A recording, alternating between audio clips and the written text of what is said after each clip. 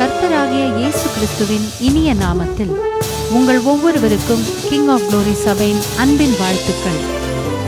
இப்பொழுதும் தலைமை போதகர் பாஸ்டர் வின்சென்ட் அவர்கள் வழங்கும் தேவ செய்தியை கேட்டு ஆசீர்வாதத்தை பெற்றுக் கொள்ளுங்கள். யாரெல்லாம் உள்ளத்தில் கதறாங்களோ அவங்களுக்கு ஒரு வழி உண்டு.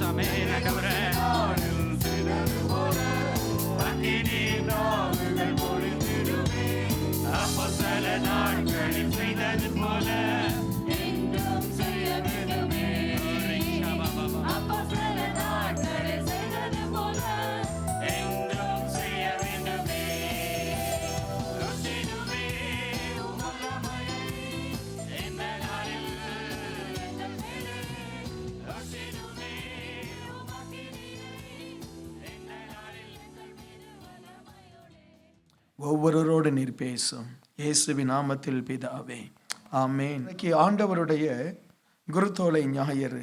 ஆண்டவராகிய இயேசு கிறிஸ்து ஒரு கழுதையின் மேல் ஏறி அவர் எருசலேமுக்கு போன ஒரு அற்புதமான ஒரு நாள். இதை குருத்தோலை ஞாயிறு என்று சொல்லுகிறோம். கழுதை அப்படி நினைச்ச உடனே நம்ம ஊரில் இருக்கிற கழுதை இல்லை, இது கோவேறு கழுதை. குதிரை மாதிரி இருக்கும், ரொம்ப அழகாக இருக்கும், ரொம்ப ஸ்ட்ராங்காக இருக்கும். சரியா, கோவேறு கழுதை அப்படின்னு சொல்லி அதற்கு பெயர். அது குதிரைக்கு அடுத்த ஸ்டேஜ். அதுக்கு அடுத்த ஸ்டேஜில் தான் என்ன வரும், இந்த கழுதை.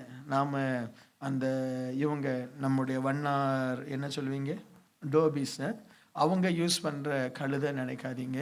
இது நம்மளை விட அழகாக இருக்கும் இந்த கழுதை. நான் இஸ்ரவேல் தேசத்தில் போயிருக்கும் பொழுது அந்த கழுதை வெள்ளை கலரில், நல்ல அழகான நிறத்தில், அந்த வெள்ளை இப்போ பெரும்பாலும் வெள்ளையாக தான் இருக்குது. அந்த வெள்ளை கலர் கழுதையில் நம்மளை உட்கார்ந்து அவங்க பயணம் செய்வாங்க. ஏசாமி போன அதே இந்த பவனி போன இடம் இருக்குல்ல, அங்கெல்லாம் நம்மளை கொஞ்சம் தூரம் நம்மளை நடத்துவாங்க. ரொம்ப விலை கொடுத்து அதில் ஏறி உட்காரணும். சரியா? ஸோ அது அழகான கழுதை. அது யாரோ சொன்னாங்க, கழுதன்னு சொன்னால் அழகிய பெண்ணேன்னு அர்த்தமா. அப்படியா? ஆமாம், ஏதோ சொல்கிறாங்க. கழுதை அப்படின்னு சொன்னால் அழகிய பெண்ணேன்னு தமிழ் அர்த்தம் இருக்கான். யாராவது தமிழ் டீச்சர் இருக்கீங்களா? அப்போது அன்றைக்கி நாங்கள் மேலே ஆஃபீஸில் இருக்கும் பொழுது ஒரே விவாதம். கழுதைன்னு ஒருத்தரை திட்டினா, ஒரு பெண்ணை திட்டினா அவள் அழகான பெண்ணுன்னு அர்த்தமா. அப்போ அதான் நான் சொன்னேன், இனிமேல் சகோதரி பாடுவார்கள்னு சொல்லி பேரை போடுறதுக்கு பதிலாக கழுதை பாடுவார். அப்போ என்ன அர்த்தமா, அழகிய பெண் பாடுவார்கள். ஓகே, பிரைஸ் எல்லாம் நான் சொல்லலை, அப்படி யாரோ சொன்னாங்க. சரியா? ஸோ அது உண்மைன்னாங்க. கழுதை அப்படின்னு சொன்னால் பெண், அழகான பெண் என்ற அர்த்தமா. ஸோ ஒருவேளை அப்படி அது தப்பாக இருந்தால் மன்னித்து கொள்ளுங்க. சரியா? எனக்கு தெரியல. பிரைஸ் எல்லாம். ஸோ இயேசு கிறிஸ்து எருசலேமுக்கு போகிறார். ஒலிவ மலை என்கிற ஒரு மலையிலிருந்து எருசலேமுக்கு போகிறார். அந்த நாட்களில் பொதுவாய் ராஜாக்கள் கழுதையின் மேலே போகும் பொழுது ஒரு சமாதானம், ஒரு பண்டிகை நாள், ஒரு நல்ல நாள், அப்படிப்பட்ட நாட்களில் கழுதை மேலே அவர்கள் பிரயாணம் பண்ணுவாங்க. அமைதியாக மெதுவாக போவாங்க. இந்த கழுதைகள் அப்படி கரண்டெல்லாம் ஓடாது, ரொம்ப சாதுவாக இருக்கும். மனுஷங்களோடு கூட நல்லா பழகும். யுத்தம் போகும் பொழுது குதிரையில் போகும், யுத்த குதிரை. ஸோ அப்படி ஆண்டவர் எருசலேமுக்கு போனார். ஸோ ஆண்டவருடைய வாழ்க்கையில் இந்த பிரயாணம் ரொம்ப முக்கியம்.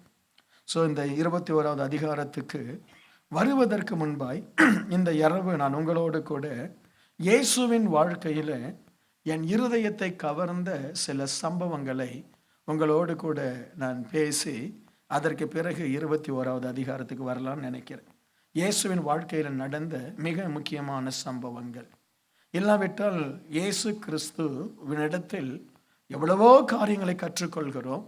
அதில் அற்புதமான சில காரியங்கள், நம் மனதில் நிற்கக்கூடிய சில காரியங்கள். முதலாவதாக மார்க்கு எழுதின சுவிசேஷம் 1வது அதிகாரம் 40வது வசனம்.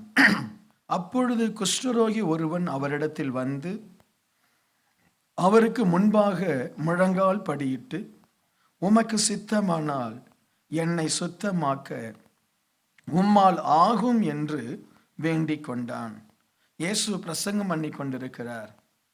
திடீரென்று சரீரம் அழுகின ஒரு குஷ்டரோகி இயேசுவின் இடத்தில் வந்து முழங்காலில் நின்று, சுவாமி, உமக்கு சித்தமானால் என்னை உமக்கு சுத்தமாக்க முடியும், உங்களுக்கு வல்லமை இருக்கு, ஆனா என்னை நீங்க சுத்தமாக்குவீங்களா அப்படி என்று ஆண்டவரை கேட்கும் பொழுது 41வது வசனம்.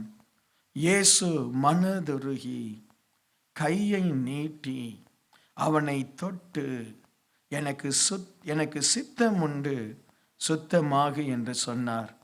இப்படி சொன்ன உடனே குஷ்டரோகம் அவனை விட்டு நீங்கிற்று, அவன் சுத்தமானான். இயேசுவினுடைய வாழ்க்கையில இந்த ஒரு சம்பவம் என் இருதயத்தை ரொம்ப கவர்ந்த ஒரு சம்பவம். Praise the Lord. ஒரு அழுகி போன ஒரு சரீரம். அந்த நாட்களில் ஒரு குஷ்டரோகி வந்து தீட்டு சபிக்கப்பட்டவன். அது ஒரு வியாதியாய் மட்டுமல்ல, அவன் ஒரு தீட்டுப்பட்டவன், ஒரு அசுத்தமானவன். அவனை பட்டணத்துக்குள்ளவே வைக்க மாட்டாங்க. அவங்களுக்கு தனியா ஒரு இடம். அவங்க பட்டணத்துக்குள் வந்தா தங்க மேல ஒரு துணியை போட்டு மூடி, நான் தீட்டுள்ளவன், நான் குஷ்டரோகின்னு சொல்லி கத்திக்கிட்டே வரணும். ஏன்னா அப்போ அந்த ஜனங்களாம் அவனை விட்டு விலகி போயிடுவாங்க. ஸோ அப்படிப்பட்ட ஒரு நாள், அப்படிப்பட்ட ஒரு காலத்துல ஏதோ ஒரு தைரியம் இயேசுகிட்ட அவன் வந்துட்டான். Praise the Lord. ஜனங்களுக்கு சொல்லலை. இயேசுவை சுற்றி ஏராளமான கூட்டம். அவன் எப்படியோ தன்னை மூடி மறைத்து டக்குன்னு வந்துட்டான். வந்து ஆண்டவர் கிட்ட போய் முழங்கால் படிட்டு சொல்றான், நான் குஷ்டரோகி, உமக்கு சித்தமானால் உம்மால சுத்தமாக்க முடியும், என்னை சுத்தமாக்கு என்று சொல்லி கேட்கும் பொழுது ஆண்டவர் மனது உருகினார். இந்த உலகத்துல நம்ம எல்லாரையும் படைத்தவர் நம்முடைய ஆண்டவர். ஏன் அவர் இந்த உலகத்துக்கு வந்தார்? மரிப்பதற்காக. பாவ விமோச்சனம் என்ற ஒன்று இந்த உலகத்துல பலியினால வந்தது. ஆண்டவர் சொன்னார், ஒரு மனுஷன் பாவம் செய்தா ஒரு மிருகத்தை பலியிடு. பைபிள் சொல்லியிருக்கு. நீ ஒரு மிருகத்தை பலியிட்டு பாவ நிவர்த்தி செய்து கொள். ஒரு தேவனுடைய ஊழியத்தை செய்கிற மனுஷங்கிட்ட போய் உன் பாவத்தை அறிக்கை செய்து ஒரு பலியிட்டு பாவ நிவர்த்தி செய்து கொள். ஆனால் ஒரு மெய்யான ஒரு விடுதலை ஒரு மனுஷனுக்கு வரணும் அப்படின்னா, தெய்வம், பரிசுத்தமான ஒரு தெய்வகுமாரன் இந்த உலகத்தில் வந்து இரத்தத்தை சிந்தி ஜனங்களை மீட்கணும். அப்போ இயேசு கிறிஸ்து அதற்காக தான் உலகத்தில் வந்தார். உலகத்துக்கு வரும்பொழுது ஜனங்களை பார்க்கிறார். வியாதிப்பட்டவர்கள், சபிக்கப்பட்டவர்கள், அருவருக்கப்பட்டவர்கள், தங்களால மற்றவங்களை போல வாழ முடியல.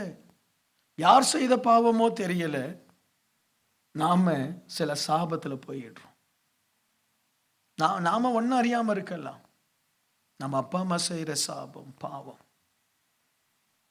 சில நேரத்துல சில குழந்தைகள், நான் ஏன் அனாதையா இருக்கிறேன், என்ன ஆர்ஃபனேஜில் போனா எனக்கு ஏன் இந்த நிலைமைன்னு சொல்ல ஒரு குழந்தை கேட்டா என்ன பதில் சொல்வது? என்ன, நான் ஏன் அனாதையா இருக்கிறேன், தெய்வம் எனக்கு மட்டும் ஏன் அநியாயம் செய்கிறார், என்ன எனக்கு மட்டும் ஏன் ஆசீர்வாதம் இல்லை? ஆனால் இந்த உலகத்துல ஏதோ ஒரு சாபத்தினால நாம் அழிக்கப்பட்டுகிறோம். ஆனால் எந்த சாபத்துல நாம இருந்தாலும், எந்த ஒரு தாழ்வான நிலையில நாம இருந்தாலும், இயேசுவின் இடத்துல போய், சுவாமி உமக்கு சித்தமானால் என்னை ஆசீர்வதியும் என்று கேட்டால் அவர் மனதுருகுவார். Praise the Lord. அவர் மனதுருகுவார். இந்த இரவு ஆண்டவரிடத்தில் அப்படிதான் நான் வந்தேன். என் வாழ்க்கையில பிரச்சனை, போராட்டம், தொழிலை ஆரம்பித்து தொழில் நஷ்டம். கோயம்புத்தூர்ல தொழிலை ஆரம்பித்தேன், தொழில் நஷ்டம், படு நஷ்டம். சாப்பிட வழி இருக்காது, ரொம்ப கஷ்டம். ஏன் ஆண்டவரே எனக்கு இது, ஏன் இது? எங்க அப்பா தொழில் ஆரம்பித்து அவர் நஷ்டமானார். அவர் ஏன் நஷ்டமானார் எனக்கு தெரியல. சாபம். நானும் ஒரு தொழிலை ஆரம்பித்து நஷ்டம் அடைந்தேன். வியாதி, வியாதி, சந்தோஷம் இல்லை. திருமணமாகி 6 ஆண்டுகள் குழந்தை இல்லை. ஒவ்வொரு குழந்தையாய் 3 மாதம், 5 மாதம், 8 மாதம் சொல்லி அது கருவுல நிக்கல, குழந்தை நிக்கல. அப்படி ஒரு சாபம், தரித்திரம். ஆண்டோடைய சமூகத்தில் போய் முழங்கால் படியிட்டு அழுது, சுவாமி உண்மையாய் நீர் என்னை ஆசீர்வதித்து வாழ வைக்க முடியுமா? எனக்கு உன்மால இறங்க முடியுமா? என் கண்ணீரை நீர் துடைக்க முடியுமா என்று சொல்லி செபித்த பொழுது ஆண்டவர் என் வாழ்க்கையை மாற்றினார். இந்த மனுஷனுக்கு எப்படி ஆண்டவர் அற்புதம் செய்தாரோ அதே போல இன்றைக்கு வரைக்கும் ஆண்டவர் அற்புதம் செய்கிறார். இன்னைக்கும் உனக்கு ஒரு அற்புதத்தை செய்வார். ஆமென். அற்புதத்தை செய்வார். அவரால் முடியும். அவர் மனதுருகுகிற ஒரு தெய்வம். நம்முடைய ஆண்டவருக்கு என்ன பேரு? மனதுருகுகிற ஒரு தெய்வம். நாம அவர்கிட்ட சின்சியரான ஆற்றோட உதட்டுல பேசக்கூடாது, இருதயத்துல பேசணும். ஆமென். உதட்டுல பேசக்கூடாது, உதட்டுல அர்ப்பணிக்க கூடாது, இருதயத்துல அர்ப்பணிக்கணும். உதட்டுல சுவாமி எனக்கு இறங்கும் என்று கேட்கிறது ஈஸி. உள்ளத்தின் ஆழத்துல ஆண்டவரே நான் ஒரு பாவியா இருக்கிறேனே, குஷ்டரோகியா இருக்கிறேனே, என்னால யாருக்கும் பிரயோஜனம் இல்லையே. அவனை நம்பி ஒருத்தி கழுத்தை நீட்டி இருப்பா. அவனை நம்பி 2-3 குழந்தை பிறந்திருக்கும். இப்ப திடீர்னு அவன் குஷ்டரோகி, வேலைக்கு போக முடியாது, குடும்பத்தை காப்பாற்ற முடியாது, உள்ளம் உடைந்து அழுகுறான். என்ன நம்பி குடும்பம் இருக்கு, என்ன நம்பி பிள்ளைகள் இருக்கிறாங்க. இன்னைக்கு ஒருவேளை குஷ்டரோகம் போல ஏதாவது ஒரு பாவம், ஏதாவது ஒரு குடிப்பழக்கம், ஏதோ ஒரு விபச்சார செய்யற ஒரு ஆவி, அதுதானே நம்முடைய இந்திய ஜனங்களை பிடிக்குது. எவ்வளோ கஷ்டப்பட்டு மனைவி தான் தன்னுடைய தாலி செயினை கூட என்ன செய்யறா, அடகு வைத்து நீங்க போய் எங்க குடும்பத்தை காப்பாத்துருவீங்கன்னு சொல்லி அனுப்பி வைக்கிறாங்க. அப்பா அம்மா தான் நிலத்தை அடகு வைத்து இல்லாட்டால் விற்று என் பிள்ளை வெளிநாட்டுக்கு போனா நல்லா வந்துடுவான்னு வர்றாங்க. இங்க வந்து 3 மாசம் சம்பளம் வாங்கின உடனே அவன் வழி தவறி போயிடுறானே. அவனை நம்பி அனுப்பின குடும்பம் என்ன ஆகிறது? அப்பா நம்மளை படிக்க வச்சிடுவாங்க, காலேஜில் நல்ல சீட் வாங்கி நம்மளை நல்ல நிலைமைக்கு கொண்டு வந்துடுவாங்க. குஷ்டரோகம் அவனை பிடித்ததை போல இன்றைக்கு உலகத்தை பாவம் பிடிக்குது. பாவம் பிடிக்குது. பாவத்துல இருந்து பரிகாரம் இல்லை. கெட்ட பழக்கங்கள் பிடிக்குது. அதனாலதான் இயேசுமே ஜனங்களுக்கு பிடிக்கிறது இல்லை. பிசாசு அவர்களை இயேசு கிட்ட வர விடுறது இல்லை. அவர்கிட்ட வந்தா இந்த கெட்ட பழக்கம் போயிடும். அவர்கிட்ட வந்தா மனசு பரிசுத்தமாயிடும். அவன் சுகமாய் தன் வீட்டுக்கு போய் தன் குழந்தையை தன் மனைவியை அள்ளி அணைத்து எனக்கு ஒரு புது வாழ்க்கை ஆண்டவர் கொடுத்தாருன்னு சொல்லி அன்னைக்கு அவன் வாழ்க்கை மாறினது. ஏசாமி இன்னைக்கு உன்னுடைய வாழ்க்கையை என்னுடைய வாழ்க்கையை மாற்றுவார். ஆமென். மாற்றுவார். உள்ளத்தில் ஆண்டவர்கிட்ட பேசணும். நான் உதட்டில் பேசுகிற ஜனங்களை பார்த்துட்டேன். அவங்க உதட்டோட முடிச்சிடுவாங்க. உள்ளத்தில் சுவாமி நான் வாழணும், நான் குஷ்டரோகியா வாழ விரும்பல, நான் பாவியாய் வாழ விரும்பல, நான் என் குடும்பத்தை கைவிட விரும்பல, என்னை நம்பி ஊர்ல இருக்கிற என் அப்பா அம்மாவை நான் கைவிட விரும்பலன்னு சொல்லி யாரெல்லாம் உள்ளத்துல கதறாங்களோ அவங்களுக்கு ஒரு வழி உண்டு. அவங்களுக்கு ஒரு வழி உண்டு. ஆமென். ஒரு விடுதலை உண்டு. என் வாழ்க்கையில் இயேசு அந்த குஷ்டரோகியினுடைய வாழ்க்கையை மாற்றினது ரொம்ப சந்தோஷம். யோசித்து பாருங்க. அதுக்கப்புறம் அவன் வீட்டுக்கு ஓடி இருப்பான். வீட்டிலேயே பயந்துருப்பாங்க, வீட்டுக்குள்ளே வராத, நீ குஷ்டரோகி.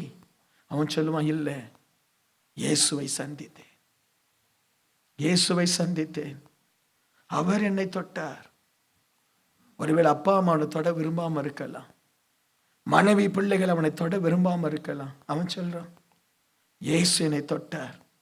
அவர் தொட்டதற்கும் மற்றவங்க தொடர்றதுக்கும் வித்தியாசம் இருக்கு. ஹல்லேலூயா. இயேசுவால ஒரு மனுஷன் தொடப்படுறதுக்கும் மற்ற மனுஷரால் தொடப்படுறதுக்கும் வித்தியாசம் இருக்கு. இயேசு உன்னை தொட்டார். உன்னை எதற்காக பரலோகத்தில் இருந்து ஆண்டவர் இந்த பூமிக்கு அனுப்பினாரோ அந்த நோக்கத்தை நிறைவேற்றும்படி உன்னை தொடுவார். ஹல்லேலூயா. உன்னை எதற்காக படைத்தாரோ, உன்னை எதற்காக ஆண்டவர் இந்த பூமிக்கு அனுப்பினாரோ அந்த நோக்கம் நிறைவேறும்படி தொடுவார். எனக்கு ஒரு பெரிய சந்தோஷம், என் இயேசு என்னை தொட்டு இருக்கிறார். ஹல்லேலூயா. நான் ஆண்டவருடைய திட்டத்தை செய்கிறேன். என் இயேசு என்னை தொட்டு இருக்கிறார்.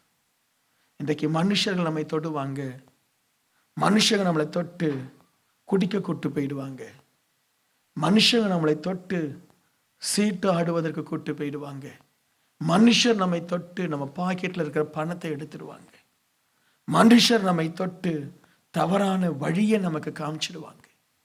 தவறான வழி ஒரு மிருகம் நமக்கு காட்டுறதில்ல, தவறான வழி உன்னுடைய எதிரி உனக்கு காட்டுறதில்ல, தவறான வழி நீ நேசிக்கிறிய உன் நண்பன் அவன்தான் காட்டுறான், அவன்தான் காட்டுறான்.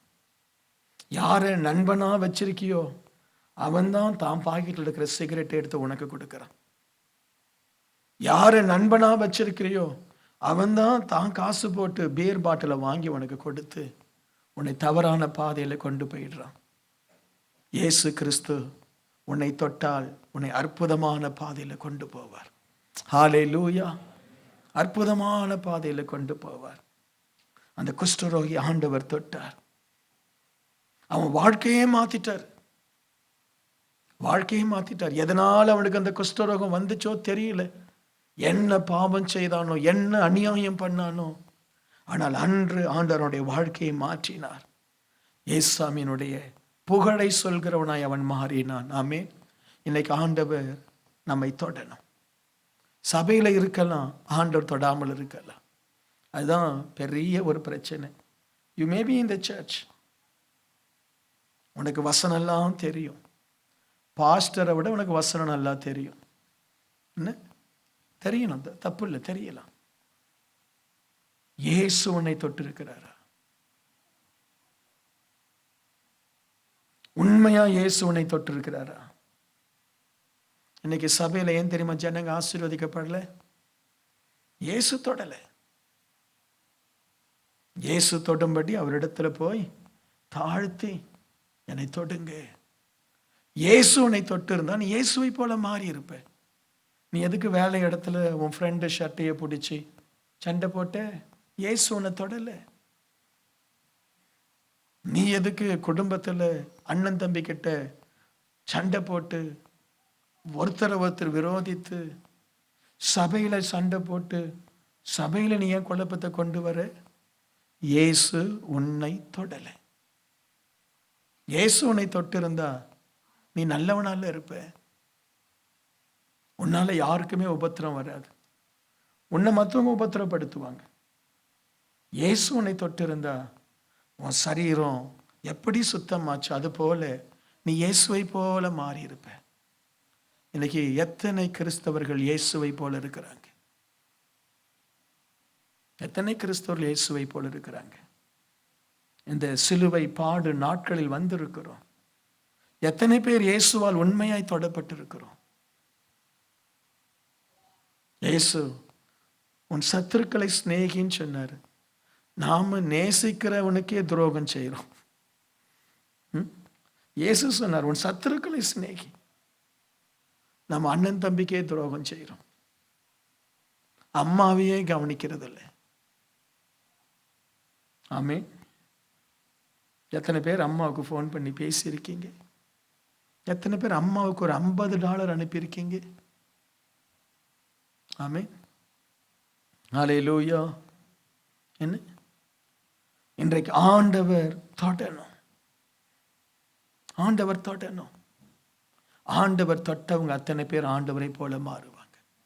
அவரை போல மாறுவாங்க. அவளை போல மாறுவாங்க.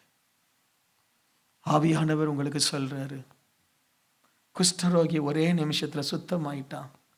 இங்க எத்தனையோ பேர் நம்ம சுத்தமானோன்னு சொல்லி மனசுல குஷ்டரோகியா இருக்கிறோம்.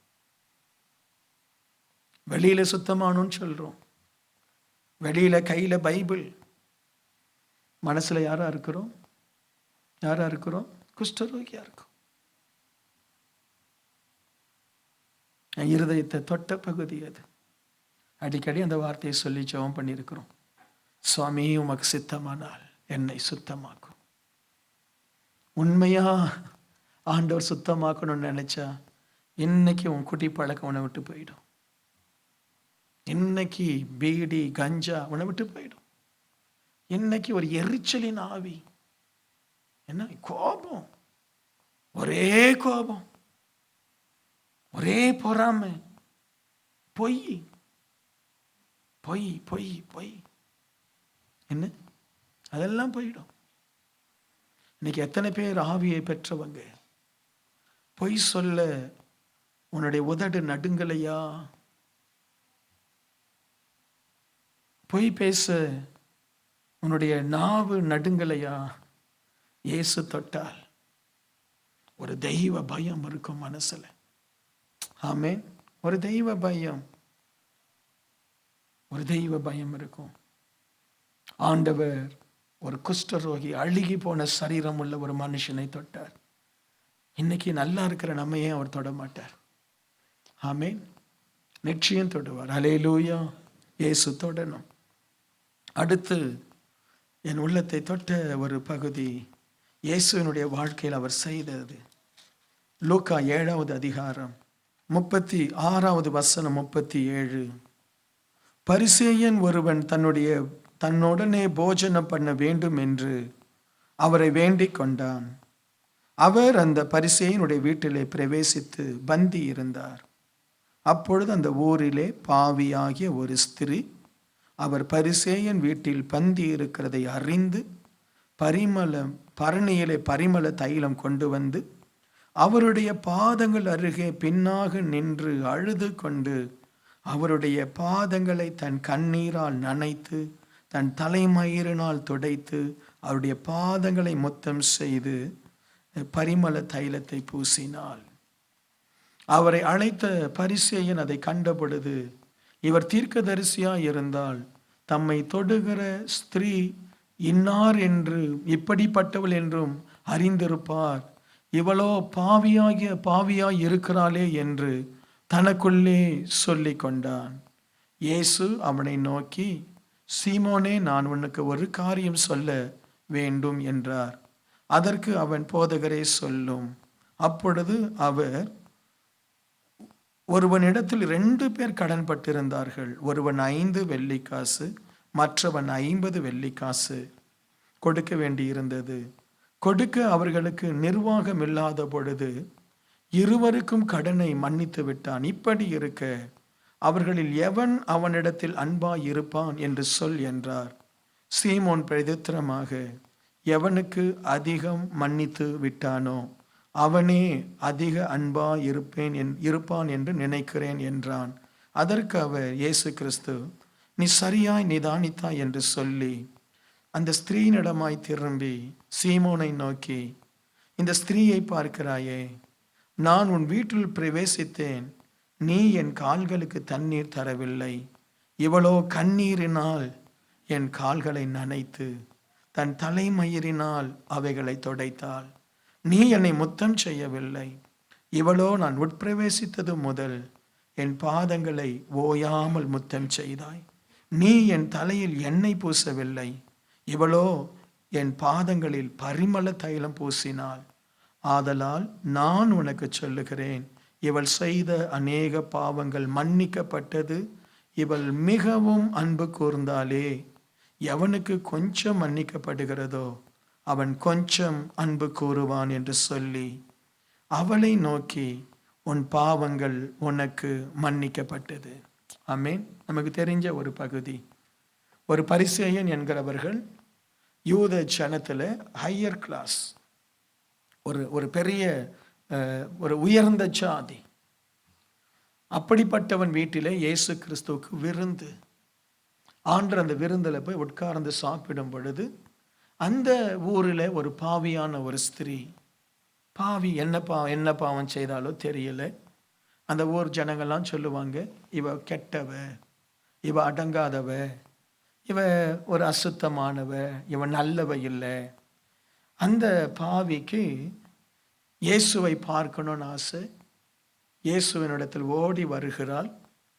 இயேசு உட்கார்ந்து சாப்பிட்டு கொண்டிருக்கிறார். அவங்க என்ன செய்கிறா, இயேசுவினுடைய பாதத்தை பிடித்து கண்ணீரினால் அழுகிறா.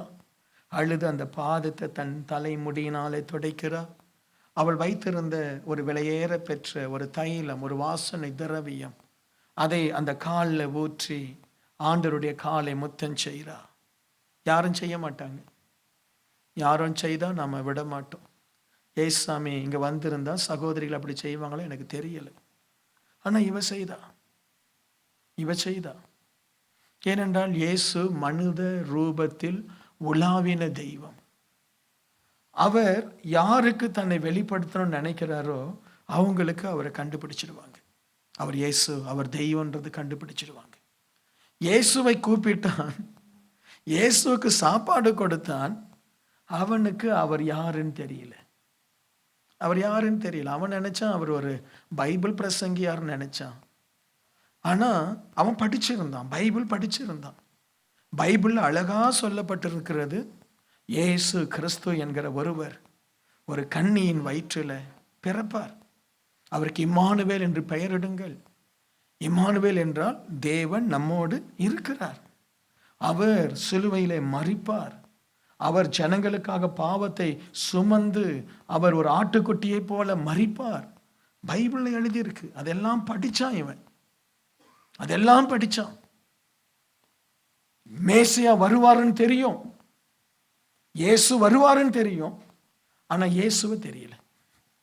என்ன, நான் ஒரு முறை சொல்றேன், நான் இந்த கதையை சொல்லணும். நான் ஒரு முறை மோகன் சி லாசரஸ் அவர்களை அழைச்சிட்டு ஒரு ஹோட்டல், முத்துக்கறியோ இல்லை ஏதோ ஒரு கறி நான் நினைக்கிறேன், அதில் போய் உட்காந்து சாப்பிட்றேன்.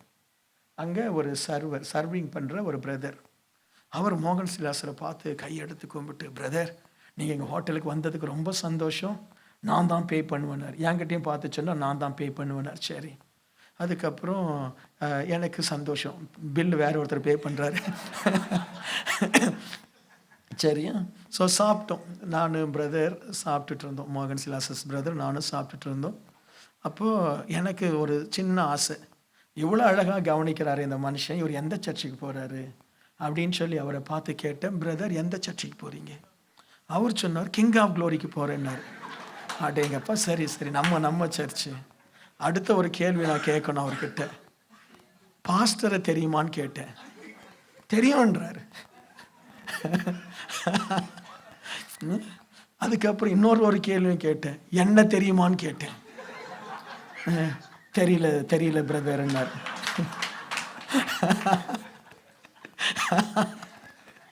என்னால சாகிற வரைக்கும் இதை மறக்க முடியாது. Praise the Lord. மோகன் சிலாசஸ் என்ன பார்த்து சிரிக்கிறாரு, நான் அவரை பார்த்து சிரிக்கிறோம். இந்த பிரதருக்கு எதுவுமே தெரியல, இவரு முழிக்கிறாரு. நான் சொன்னேன், அந்த கிங் ஆஃப் க்ளோரி சர்ச்சுடைய பாஸ்டர் நான் தான். ஒருவேளை சந்தோஷம் மிகுதினால் அவருக்கு கண்ணு மறைக்கப்பட்டுச்சோ என்னவோ தெரியல. அதுக்கப்புறம் இப்போ நல்லா, ஒருவேளை இன்னைக்கு வரல. சரி, ப்ரைஸ். நேற்று கூட எங்கேயோட்ட நான் போயிட்டு வரும் பொழுது அவர் அப்படி கிராஸ் பண்ணி போனார். நான் என் கூட இருக்கிறவங்களுக்கு சொன்னேன், இந்த பிரதர் தான் முத்துக்கரியில். ப்ரைஸ் ஹல்லேலூயா. அவன் பைபிள் படிச்சிருக்கிறான். இயேசு எனப்பட்டவர் வருவார் தெரியும், ஆனா இயேசுவை தெரியல. ஆனால் ஒரு பாவியான ஸ்திரீ, அவள் இயேசுவின் முகத்தை பார்க்கிறாள். இவர்தான் இரட்சகர். இயேசுவினுடைய வார்த்தையை கேட்கிறாள். இவர்தான் இரட்சகர். இயேசு எங்கேயோ பிரசங்கம் பண்ணியிருக்கிறார். கேட்டு அந்த கூட்டத்தில் அவரை பார்க்க முடியல. எப்படி ஆகிலும் அவரை நான் பார்க்கணும். அந்த வீட்டில் வந்து இயேசுவின் பாதத்தில் விழுந்து கதறுகிறாள். வாழ்க்கையில தெரியாம பாவம் செய்துட்டேன், தெரியாம வாழ்ந்துட்டேன், என்னை மன்னியும் சொல்லி அந்த பாதத்தில் கண்ணீர் வடிக்க வடிக்க, இந்த பைபிள் படிச்சான் பாருங்க, இவனுக்கு பொறுக்கல. பைபிள் படிச்சான யாரு? இந்த பரிசேயன். உடனே அவன் சொல்றான், இவ பாவி, இவ வந்து முத்தம் தந்து தலையில துடைக்கிறாளே, இவர் உண்மையாகவே தீர்க்கதரிசியா? இவர் வல்லமையான ஊழியக்காரரா? உடனே ஆண்டவர் கேட்கிறாரு, ஒருத்தன் 5 வெள்ளி கடன் பட்டான், இன்னொருத்தன் 50 வெள்ளி கடன் பட்டான், 2 பேரையும் மன்னிச்சிட்டாங்க. யார் ரொம்ப அன்பா இருப்பான்? உடனே டக்குன்னு சொல்றான் 50. பணம்னா கரெக்டா புரியுது உனக்கு, பணக்காரியசா புரியுது அவனுக்கு. $50 யாரு கடன் வாங்கினான்னு அவன் தான் ஐயா. அப்ப ஆண்டவர் சொல்றாரு, இவர் ரொம்ப பாவம் செய்துட்டா, படும் பாவி. நீ பைபிளை தூக்கிட்டு சுத்தமா இருக்கிற, நீ வசனமா பேசுற, கர்த்தரின் மேய்ப்பர்ன்ற, என்ன நான் அதிகாலையில் உண்மை தேடுவேன்னு சொல்ற, நீ கொஞ்சம் தான் பாவம் செய்த, அதனால உனக்கு நீ நீதிமான் நினைக்கிற, நீ நீதிமான், எனக்கு தெய்வம் வேண்டான்னு நினைக்கிற. அவளோ என்னுடைய கிருபைக்காக கதறுகிறாள், அவள் மன்னிக்கப்பட்டாள். உன் வீட்டுக்கு வந்த நீ என் தலையில எண்ணெய் வைக்கல, எனக்கு கால் கழுவ கூட தண்ணி தரல, நான் ஊரெல்லாம் சுத்தி இரவு பகலா ஊழியம் செய்துட்டு டயர்டா வரேன், வந்து கொண்டு வந்து சாம்பாரையும் அதையும் எதையும் ஊத்துறேன். ஐயா கொஞ்சம் ரெஸ்ட் எடுங்க, கொஞ்சம் காலை கழுவுங்க, கொஞ்சம் தலையில எண்ணெய் வைங்க, காஞ்சிருக்கு, என நீ கண்டுக்கல. அவ என் பாதத்தை பார்த்து, நான் நடந்து நடந்து ஊழியம் செய்ததை பார்த்து என் பாதங்களை முத்தம் செய்கிறார். ஹல்லேலூயா. இன்னைக்கு எத்தனை பேர் இந்த ஆலயத்துல பரிசேயரா உட்கார்ந்திருக்கிறோம்? எத்தனை பேர் இந்த ஆலயத்துல அந்த பாவியான ஸ்திரியை போல இயேசுவினுடைய இருதயத்தை தொடரும்?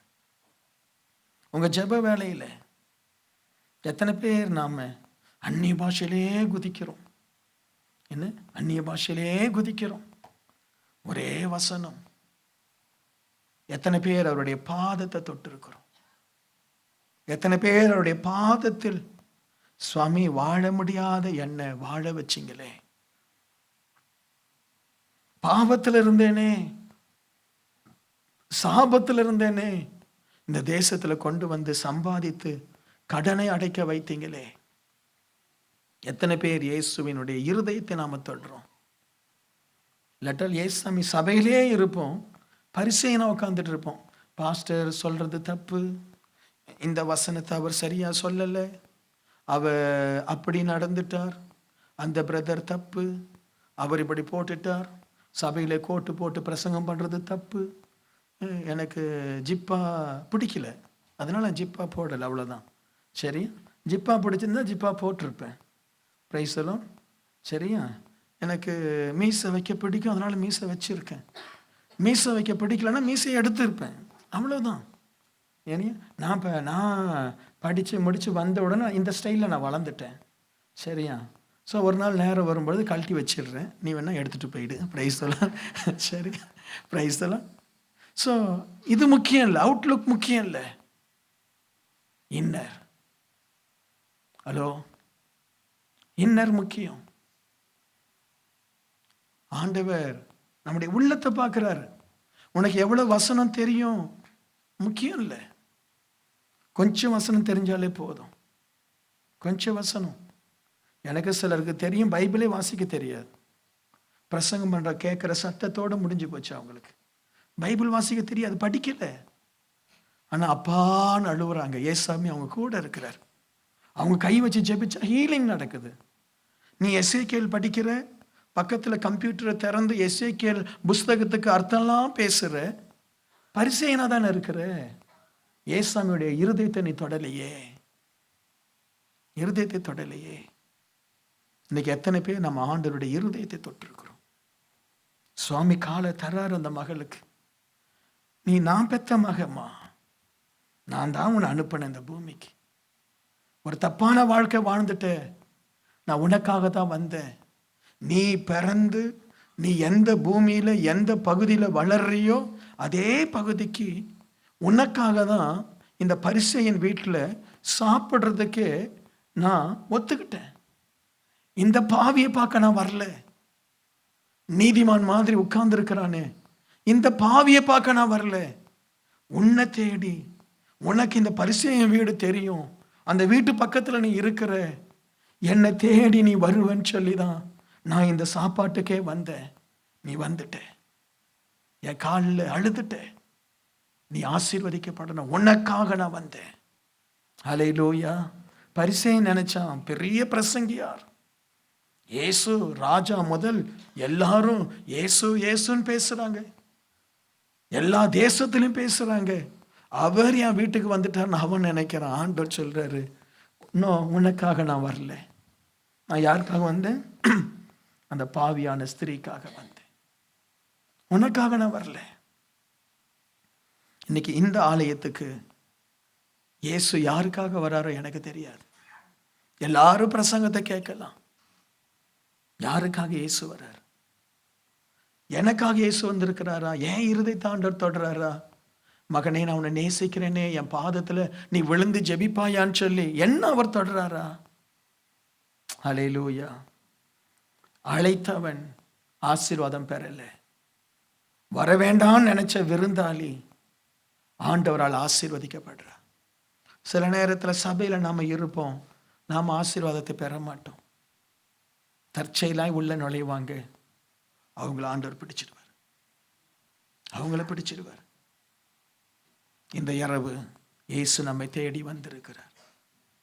இது சர்ச்சுன்றதுக்காக ஆண்டவர் வரல, உன்னை சந்திக்கணும்னு சொல்லி ஆண்டவர் வந்திருக்கிறார். ஆமென். ஹல்லேலூயா. உன்னை மாற்றணும். நீ பாவி என்கிற ஒரு லேபிளோட இந்த சர்ச்சை விட்டு வெளியில போகக்கூடாது. நீ இயேசுவுக்கு பிரியமானவள், அவள் மிகவும் அன்பு கூர்ந்தாலே. What a wonderful word. Amen. எனக்கு பிரியமானவன், நான் நேசிக்கிறவன், வருங்காலத்தில் என்னுடைய ஊழியக்காரனாய் மாறக்கூடியவன், வருங்காலத்தில் எனக்காக பெரிய காரியம் செய்யக்கூடியவன். அதுதான் ஆண்டவர் எதிர்பார்க்கிறார். எத்தனை பேருடைய உள்ளம் இயேசுவுக்காக இயங்குது? எனக்கு என்ன தெரியுமா பெரிய வேதனை? ஆலயத்திலேயே இருப்போம், but we miss the opportunities. We miss the opportunities. ஆலயத்திலேயே இருப்போம், பாஸ்டர் கூடவே இருப்போம், we will miss the opportunities. என் வார்த்தை என்னை பார்க்கணும்னு சொல்லி ஆயிரக்கணக்கான ஜனங்கள் ஏங்குறாங்க. அன்னைக்கு ஒரு தம்பி ஃபோன் எடுத்து சொல்கிறாரு, நான் ஒரு பிரசங்கம் பண்ண கொஞ்ச நாளைக்கு முன்னாடி, இதை சொல்லக்கூடாதுன்னு நினைக்கிறேன், உங்களுக்காக நான் சொல்கிறேன். அது என்னைய நான் போஸ் பண்ணுற மாதிரி இருக்கு. நான் தாழ்த்துக்கிறேன், நான் ஒன்றும் இல்லை, குப்பை. நான் அதில் சொன்ன ஒரு முறை, நான் டிஜிஎஸ் ஐயாவை அவருடைய பிறந்த நாளுக்கு நான் இந்தியாவுக்கு போயிருக்கும் பொழுது நான் பேசினேன். அவருடைய இறந்த பிறகு அவருடைய பிறந்த நாள் அன்றைக்கு ஒரு மீட்டிங்கில் என்னை கூப்பிட்டுருந்தாங்க. நான் போய் பேசுகிறேன். அப்போ நான் சொன்னேன், நான் மோசையை பார்க்கல, ஆனால் டிஜிஎஸ் ஐயாவை பார்த்தேன். அவர் எனக்கு ஒரு மோசையை போல என்னை ஆசீர்வதித்தாருன்னு சொன்னேன். அன்றைக்கி ஒரு நாள் திடீர்னு வரேன், ஒரு பொண்ணு ஃபோன் பண்ணி சொல்லுது, பாஸ்டர், இந்த தேசத்துக்கு நாங்கள் வந்திருக்கிறோம், நான் மோசையை பார்க்கல, ஆனால் உங்களை தான் நான் பார்க்குறேன். இந்த வனாந்தரமான தேசத்தில் நீங்கள் தர செய்தி என் வாழ்க்கையை மாற்றுது. போன வாரம் பெங்களூர்லேருந்து ஒரு தம்பி, நல்ல பெரிய ஒரு வேலையில் இருக்கிறார், அவர் அடித்து சொல்கிறாரு, பாஸ்டர், நான் யாரையுமே பார்த்ததில்லை, நான் டிஜிஎஸ் ஐயாவை பார்த்ததில்லை, யாரையும் பார்த்ததில்லை, என் வாழ்க்கை இன்னைக்கு நான் உயிரோடு இருக்கிறேன்னா உங்களுடைய செய்தி. நான் ரொம்ப நெருக்கத்தில் போகிறேன், தற்கொலை பண்ணிக்கலான்னு நினச்சேன், உங்கள் செய்தி. ஒவ்வொரு நாளும் உங்கள் செய்தியை யூடியூப்பில் பார்க்காம நான் இருக்க மாட்டேன். நான் இன்னைக்கு உயிரோடு இருக்கிறேன்னா பாஸ்டர், எனக்கு மோசையை நான் பார்த்ததில்லை, டிஜிஎஸ் ஐயாவும் எனக்கு, அவர் சொல்கிறாரு, டிஜிஎஸ் ஐயாவும் எனக்கு தெரியாது, எனக்கு தெரிஞ்சதெல்லாம் பாஸ்டர் நீங்கள் தான், உங்ககிட்டயா நான் பேசுகிறேன்னு அழுகுறாரு. சில நேரத்தில் அப்படி தான் கூடவே இருப்போம், we will miss the opportunity. சபையிலே இருப்போம், தவறி போயிடுவோம். இயேசு கூடவே நின்றான், காட்டி கொடுத்துட்டானே, கூடவே நின்றான், காட்டி கொடுத்துட்டானே. இன்னைக்கு இந்த பாவியான ஸ்திரீ எங்கிருந்தோ வந்தா இயேசுனுடைய இருதயத்தை கவர்ந்துட்டு போயிட்டா. ஹல்லேலூயா. ஒவ்வொரு ஆராதனையும் அப்படிதான் நம்ம வரணும். வழக்கமான ஒரு ஆராதனை நீ வந்தினா வேஸ்ட். இன்னைக்கு ஆண்டவர் பாதத்தை நான் தொடணும். இன்னைக்கு ஆண்டவர் இயேசுவினுடைய தொடுதல் எனக்கு வேணும். அந்த இருதயத்தோடு வந்தோம்னா உண்மையாக உங்கள் வாழ்க்கை ஆசீர்வாதமா இருக்கும். ஹல்லேலூயா, ஹல்லேலூயா. அடுத்த ஆண்டவர் செய்த ஒரு அற்புதமான ஒரு காரியம், யோவான் 13வது அதிகாரம் 3வது வசனம்.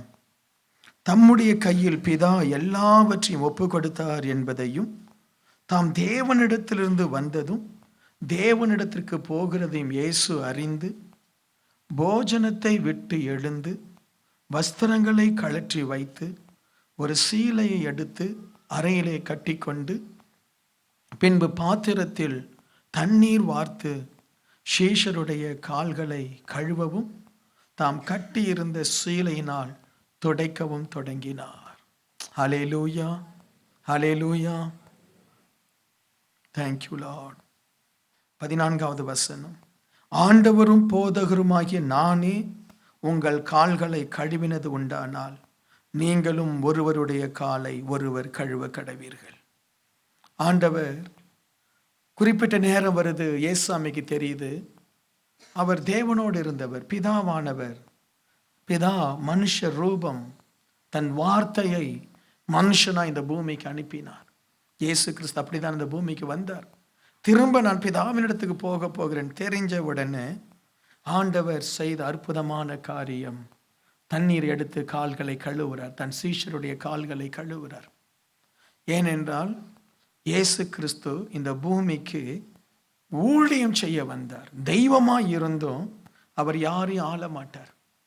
இயேசு கிறிஸ்து யாரையும் ஆள மாட்டார், யாரையும் அடிமைப்படுத்த மாட்டார். இயேசுவின் ஆவிக்கும் பிசாசின் ஆவிக்கு என்ன வித்தியாசம்? பிசாசின் ஆவி வந்து அவனை அடிமைப்படுத்தும்.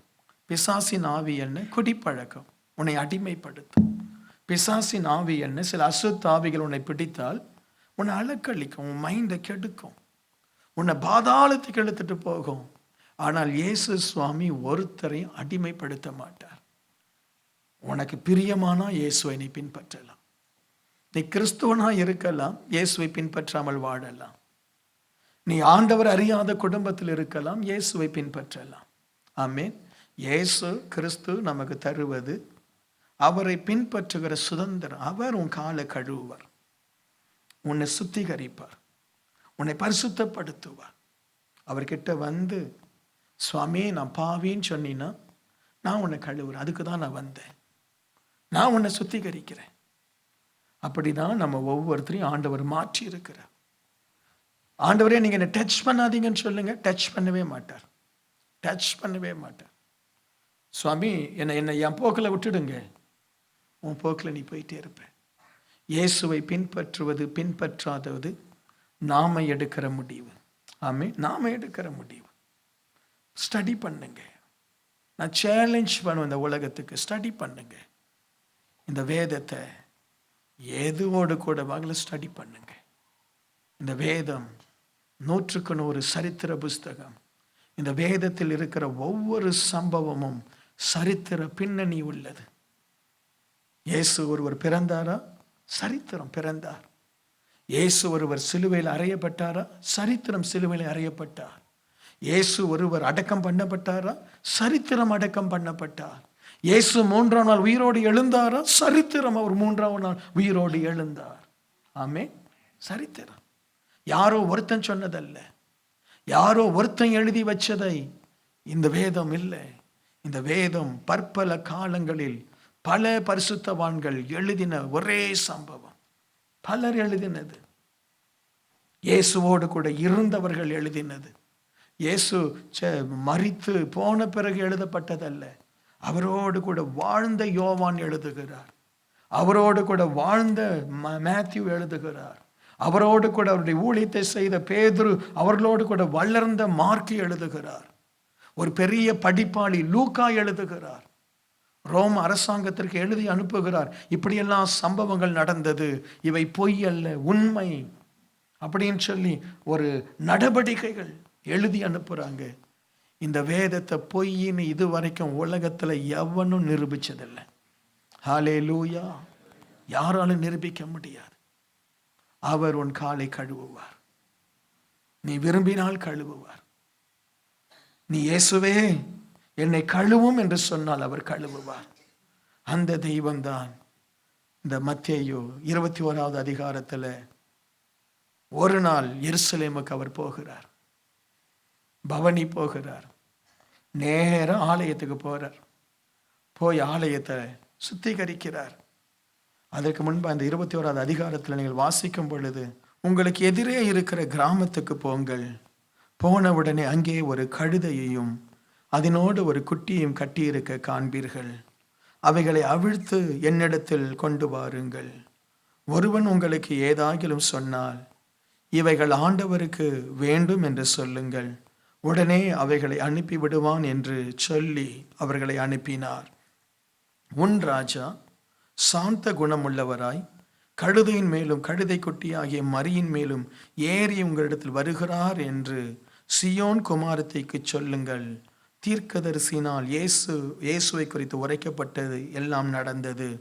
சீஷர்கள் போய் இயேசு தங்களுக்கு கட்டளையிட்டபடியே செய்து கழுதையும் குட்டியும் கொண்டு வந்து அவைகள் மேல் வஸ்திரங்களை போட்டு அவரை ஏற்றினார்கள். திரளான ஜனங்கள் தங்கள் வஸ்திரங்களை வழியிலே விரித்து வேறு சிலர் மரக்கிளைகளை தரித்து வழியிலே பரப்பினார்கள்.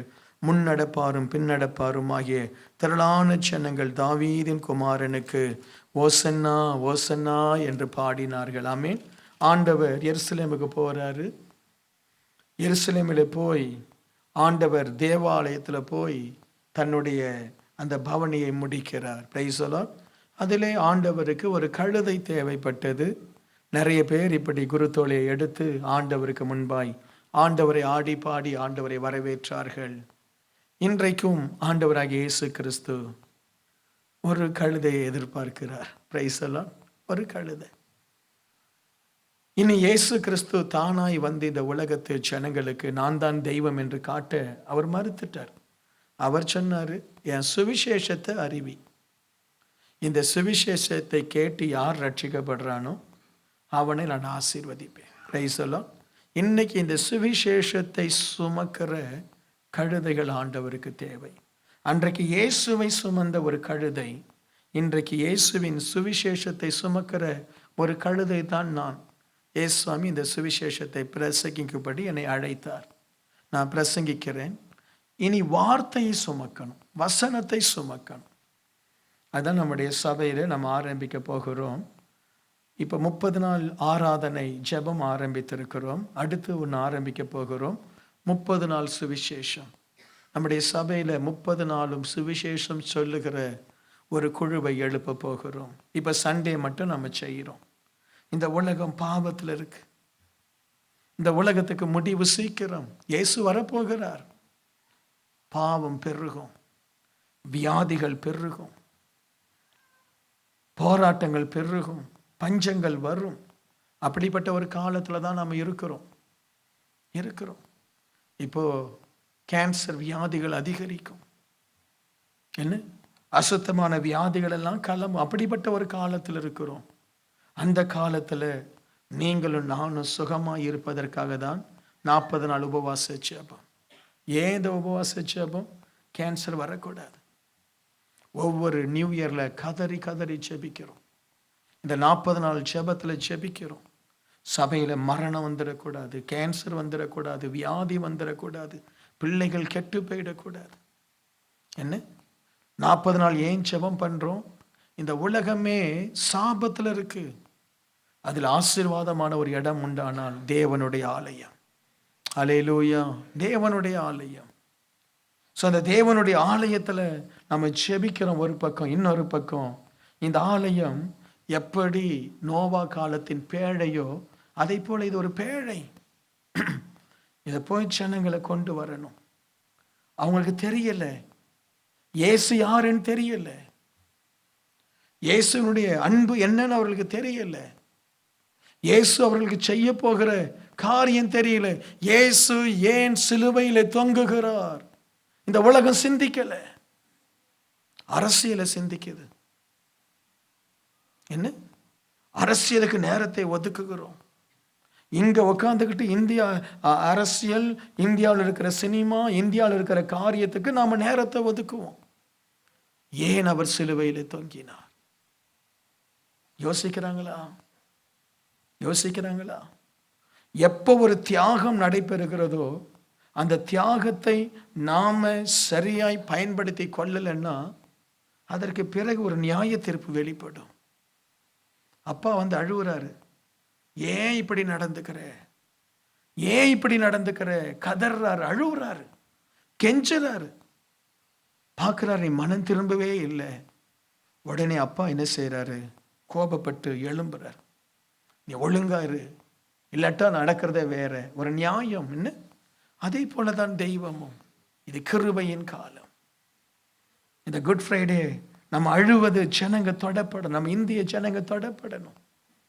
இல்லாட்டா சாபத்துல போய் விழுந்துருவாங்க. ஆண்டவருடைய நியாய தீர்ப்பு வரும் பொழுது என்னென்னலாம் நடக்குமோ தெரியாது. நீ பாவம் செய்துட்டே இருக்கிற, உன் பாவத்திற்கு ஒரு தண்டனை உண்டு. இஷ்டத்துக்கு குடிச்சிட்டே இருக்கிற, கேட்க மாட்டிருக்கிற, உன்னுடைய லிவர் ஃபெயிலியர் ஆகும். அப்போதான் நீ கதறுவ. இஷ்டத்துக்கு கேட்க யார் உண்டுன்னு சொல்லி ரொம்ப ரொம்ப ஒரு பிடிவாதமாய் மேட்டிமையாய் நடக்கிற, திடீர்னு வேலை போகும். $5 பஞ்ச நாட்கள் வரும். நான் என்னை கேட்க யாருன்னு சொல்லி நெஞ்ச நிமிர்த்துற, அப்பா அம்மாவை பார்த்து என்னன்னு கேட்கிற, காலில் விளைவிக்கிற மாதிரி ஒரு நேரம் வரும். என்ன கிருபையை நம்ம மிஸ் பண்ணாலே நியாய தீர்ப்பு. கிருபையை மிஸ் பண்ணாலே நியாய தீர்ப்பு. ஜனங்களுக்கு தெரியல, இயேசு சிலுவையில ரத்தம் சிந்தி கொண்டிருக்கிறார். அந்த ரத்தத்தை நம்ம அசட்டை பண்ணா, அம்மா கண்ணீரோடு அழுகுறாங்க, மனைவி கண்ணீரோடு அழுகுறாங்க, இப்படி இருக்காதீங்க, இப்படி இருக்காதீங்க. புருஷன் அழுகுறான், இப்படி இருக்காதீங்க. அதை நம்ம அசட்டை பண்ணும் பொழுது நியாய தீர்ப்புன்னு ஒன்று புறப்படுது. நியாய தீர்ப்புன்னு ஒன்று புறப்படுது. என்ன அம்மா அழுதுட்டே இருக்கிறாங்க, அந்த கண்ணீர் எங்க போகும்? பரலோகத்துல போய் கேட்கும். ஆபியலுடைய ரத்தம் என்ன செய்தது? ஆண்டவரே என்ன செய்றீங்க? ஒரு பாஸ்டர் கதறுகிறேன், என்னுடைய வேதனை, என்னுடைய கூக்குரல், என்னுடைய கண்ணீர் எங்க போய் தேவனிடத்துல கேட்க, ஆண்டவரே என்ன செய்றீங்க? எப்போ கண்ணீர் வடிக்கிறோம் அதற்கு பிறகு ஒரு நியாய தீர்ப்பு உண்டு. ஆமென். ஆகவே ஆண்டவர் சொல்றாரு, நீ பாவியா இருந்தாலும் பரவாயில்ல, நான் உன்னை தொட்டு சுகமாக்குவேன். ஒருவேளை நீ பாவியான ஸ்திரியா இருந்தாலும் பரவாயில்ல, என் கிட்ட வா, நான் உனக்காக தான் உன்னை தேடி வந்திருக்கிறேன். ஒருவேளை உன்னை அர்ப்பணித்தால் அவரே உன் காலை கழுவுவார். இயேசுவின் காலை ஒரு ஸ்திரீ போய் கழுவுறா, இயேசுவே இன்னொரு மனுஷனுடைய காலை கழுவுறார். நான் உன்னை நேசிக்கிறேன் என்பதற்கு அடையாளமாய் அவர் தாமே ஒருத்தர் பாவத்தை ஒருத்தர் மன்னித்தாரானால் நீங்களும் நானும் மற்றவங்களை ஏன் நேசிக்க கூடாது? மற்றவங்களுடைய கால்களை ஏன் கழுவக்கூடாது? ஆமென். அல்லேலூயா. இயேசுவினுடைய வாழ்க்கை ரொம்ப தியானிங்க. அதுல தான் அற்புதம் இருக்கு, அதுல தான் விடுதலை இருக்கு, அதுல தான் மனமாற்றம் இருக்கு. அல்லேலூயா. கர்த்தர் உங்களை ஆசீர்வதிக்கிட்டு அப்படியே எழுந்து நின்று ஜெபம் பண்ணுவோம் கொஞ்ச நேரம். இன்னைக்கு ஆண்டவரே, குஷ்டரோகியை போல இருக்கிறேன், என்னை தொட்டு சுகமாக்கும் என்று சொல்லி ஜெபம் பண்ணுவோமா? ஆண்டவருடைய தொடுதல் உனக்கு தேவை சகோதரனே. ஆலயத்திலே இருக்கலாம், ஆசீர்வாதத்தை இழந்து போய் நிற்கலாம். எங்கிருந்தோ வருவாங்க, ஆண்டவருடைய தொடுதலினாலே அற்புதமாய் மாறுவாங்க. அப்படியே ஆண்டவரை பார்த்து ஸ்தோத்தரித்து, என்னை தொடும் ஆண்டவரே என்று சொல்லி கேட்போமா? ஏசப்பா, என்னை தொடும், என் வாழ்க்கையில் ஒரு மாற்றம் வரட்டும். பாவம் செய்யக்கூடாதுன்னு தான் நினைக்கிறேன், ஆனால் அந்த பாவ ஆசை ஆண்டவரே, அந்த கஞ்சா இல்லாவிட்டால் அந்த பாவம், அந்த குடி, அந்த அசுத்தம் என்னை அலக்கழிக்கிறது. இந்த இயேசு கிறிஸ்து மாற்ற முடியுமா? நிச்சயம் மாற்ற முடியும். அல்லேலூயா. ஏசப்பா நிச்சயம் மாற்றுவார். அல்லேலூயா. இப்போவே உங்கள் உள்ளத்தில் ஒரு தேவ வல்லமை இறங்கும். என் ஆண்டவர் உங்களை ஒரு புதிய மனிதனாய் மாற்றி அனுப்புவார். ஒரு புதிய இருதயத்தை கொடுத்து அனுப்புவார். ஒரு புதிய ஆசீர்வாதத்தை கொடுத்து அனுப்புவார். வியாதியாக இருக்கிற உன் பிள்ளைகள் ஊரில் சுகமாயிடுவாங்க. இந்த இடத்துல கர்த்தர் உண்டு. எனக்கு தெரியும், என் ஆண்டவர் என்னோடு இருக்கிறார். அல்லேலூயா. அவருடைய வல்லமை இந்த இடத்துல உண்டு. உன்னை புதிதும் கூர்மையுமான ஒரு எந்திரமாய், ஒரு ஆசீர்வாதமான ஒரு மனிதனாய் ஆண்டவர் மாற்ற விரும்புகிறார். ஏசப்பா என் உள்ளத்தில் வாங்கன்னு சொல்லி செபியுங்க. ஏசப்பா என்னை தொடுங்க. இந்த ஆலயத்துக்கு நான் பல முறை வந்தேன், ஆனால் தொடப்படலை. பல முறை வந்தேன் ஆண்டவரே, ஏதோ வேடிக்கை பார்த்து விட்டு போயிட்டேன். இன்னைக்கு என்னை தொடுங்க ஆண்டவரே, என்னை தொடுங்க ஆண்டவரே. தான் வீட்டுக்கு இயேசுவை கூப்பிட்டு அவரால் ஆசீர்வதிக்கப்படலை. யாரோ ஒருத்தி வந்து இயேசுவின் ஆசீர்வாதத்தை பெற்று போனாள். இந்த ஆலயத்திலேயே இருந்த ஆசீர்வாதத்தை இழந்துடாத பிரதர். எனக்கு தெரியும்னு சொல்லி ஆசீர்வாதத்தை இழந்துடாத மகளே. அப்படி எல்லாரும் கண்களை மூடி இருக்கும் பொழுது இயேசுவே என்னை தொடும் என்று சொல்லுகிறவள் மட்டும் கரங்களை உயர்த்தி ஆண்டவருடைய இருதயத்தில் ஆண்டவரோடு கூட பேசுங்க. என்னை தொடும். பாவிகள் நம்மை தொடுறாங்க. பிசாசு நம்ம கேட்காமலே நம்ம வாழ்க்கையை அலக்களிக்கிறான். இந்த இரவு இயேசு நம்மை தொட்டார். ஓ மை காட், இயேசப்பா நம்மை தொட்டார். தெய்வம் நம்மை தொட்டால் எவ்வளவு பெரிய மாற்றம் வரும். இருதயத்தில் சொல்லுவீங்களா? என்னை தொடும் ஆண்டவரே, என்னை தொடு. என்னுடைய 17வது வயதில் ரொம்ப ஒரு நெருக்கமான குடும்பம், கஷ்டமான குடும்பம். இயேசுவே என்னை தொடும் என்று கூப்பிட்டேன். ஒரு சாபமான நிலைமையிலிருந்து தேவன் என்னை தூக்கி எடுத்தார். இன்றைக்கு எத்தனையோ 1000 லட்சங்களுக்கு தேவன் ஆசீர்வாதமாய் வைத்திருக்கிறார். இயேசு தொடணும், இயேசு தொடணும். இயேசு தொடுவாரா? இப்போ உன்னை தொடுவார். என் ஆண்டவர் தொடுவார். எத்தனை பேர் சொல்றீங்க என்னை தொடுங்கன்னு சொல்றீங்க? சொல்லுங்க, ஜெபிங்க. ஹல்லேலூயா, ஹல்லேலூயா. இயேசுவே நீங்க தொடணும்னு சொல்லி கையை உயர்த்தி இருக்கிறாங்களே, அப்பா அப்பா தொட மாட்டீங்களா? ஒருவேளை வியாதியோடு வந்திருக்கலாம், இல்லை ஏதோ பாவங்களிலே கட்டப்பட்டு தத்தளிக்கலாம், சமாதானம் இல்லாமல் இருக்கலாம், தற்கொலை எண்ணத்தோடு வாழ்ந்து கொண்டு இருக்கலாம். இப்ப தொடுங்கப்பா, தொடுங்க ஆண்டவரே, தொடுங்க ராஜா, தொடுங்க ஆண்டவரே. ஒவ்வொருவனையும் தொடுங்கப்பா, தொடுங்க ஆண்டவரே. யாரோ வீட்டில் வியாதிப்பட்டிருக்கிறவங்களுக்காக செபிக்கிறாங்க. தொடுங்க ஆண்டவரே, அந்த வியாதி மறைஞ்சிடட்டும். ஏசப்பா தொடுங்கப்பா. தன் குழந்தைக்காக கதறலாம், அந்த குழந்தை இப்ப தொடுங்கப்பா. தன் மனைவிக்காய், தன் பிள்ளைகளுக்காய், ஓ காட் என்னை தொடும், என்னை தொடும். நான் பாவியா இருக்கிறேனே, சாபமா இருக்கிறேனே, குஷ்டரோகியை போல நான் என் குடும்பத்துக்கு சாபமா இருக்கிறேனேன்னு சொல்ல. சம்பாதிக்க வந்த சம்பாதிக்க முடியல, கடனை அடைக்க முடியல, நான் வாழ்க்கையில முன்னேறுவேனா? எத்தனை வாலிபர்கள் அழுவுறாங்கப்பா. ஏஜென்ட் கிட்ட ஏமாந்து பணத்தை கொடுத்து சம்பளம் இல்லாம வேலை இல்லாமல் தத்தளிக்கிறாங்களே. தொட மாட்டீங்களா? என் அன்பு சகோதர சகோதரிகளை தொட மாட்டீங்களா? அப்பா தொடு, ஜீசஸ் தொடு, ஜீசஸ் தொடு. ஹல்லேலூயா. இயேசு ராஜா உங்க வாழ்க்கையில பெரிய மாற்றங்களை கொண்டு வருவார். வந்த ஒவ்வொரு தேவ பிள்ளை நான் ஆசீர்வதிக்கிறேன். கிருபை இருக்கட்டும். இயேசுவின் நாமத்தில் பிதாவே. தூத்துக்குடி பகுதியில் கிங் ஆஃப் குளோரி ஜெப மையம் திங்கள் முதல் சனிக்கிழமை வரை காலை 9 மணி முதல் மாலை 6 மணி வரை செயல்படுகிறது. உங்களுடைய ஜெப தேவைகளுக்கு நீங்கள் எங்கள் ஜெப மையத்தை அணுக வேண்டிய முகவரி King of Glory Prayer Centre, 4/3A, New Salt Colony, Tiruchendur Road, Thoothukudi 628003. தொடர்பு கொள்ள மொபைல் நம்பர் 8220014177. இந்த ஊழியத்தை நீங்கள் தாங்க விரும்பினால் உங்கள் காணிக்கைகளை கிங் ஆஃப் குளோரி என்ற பெயருக்கு காசோலையாகவோ டிமாண்ட் டிராஃப்ட் ஆகவோ அனுப்பலாம். எங்கள் account number Karur Vysya bank 1202135000003195. IFSC code KVBL 0001-202. தயவு செய்து உங்கள் தசம பாகங்களை எங்களுக்கு அனுப்ப வேண்டாம், அது உங்கள் சபைக்குரியது.